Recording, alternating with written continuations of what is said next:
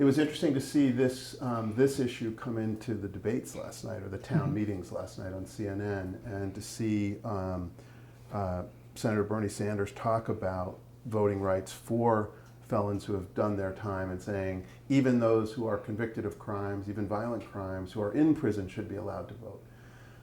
Some of the different candidates had different responses to what Senator Sanders said. What would be your response to that idea that even violent offenders who are in prison should be allowed to vote? American citizens have the right to vote.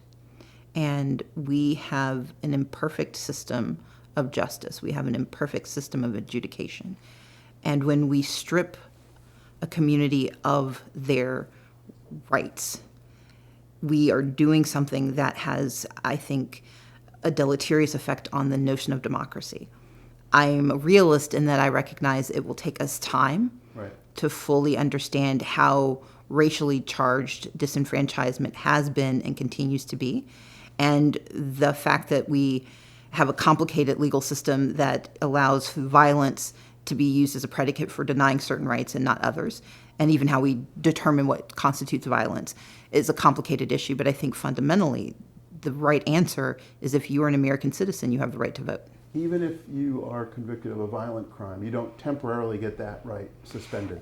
I would push back on the argument, because the argument presumes that there is a moment of loss of your rights because of the type of crime that you've committed. Either we say that you lose your rights because you are a criminal, or you don't. But this notion that we are going to somehow striate the type of crimes. But let's take a bigger step back. Mm-hmm. We know that if you commit a robbery in the state of Georgia and you have a switchblade in your pocket, that's a violent felony if you never pull it out. We know that in some states, simply the act of bumping into a person when you are taking their purse makes you a violent felon. Are we saying that level of crime constitutes a reason to wholly disenfranchise you?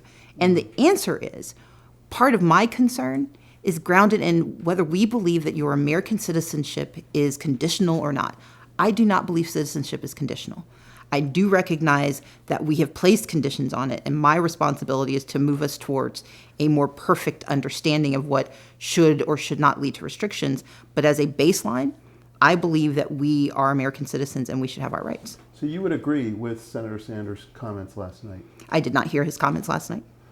It's so much to your credit that it's on the agenda, that voting rights are on the agenda. But I thought it was just a powerful and dynamic situation last night where Senator Sanders was asked, you mean even those convicted, for example, of the marathon bombing should be able to vote? And he said even people convicted of heinous crimes should be allowed to vote.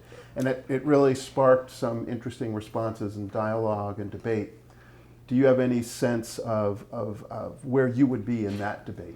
I believe fundamentally in the American right to citizenship, and that citizenship made whole and manifest through the right to vote. I think that we are too facile sometimes in how we use terms, and therefore my response is more complicated, in part because I know that our laws determine violent felonies in very different ways from state to state, from community to community, and that violence doesn't actually have to be a part of the crime. And therefore, using that as a predicate is difficult to me.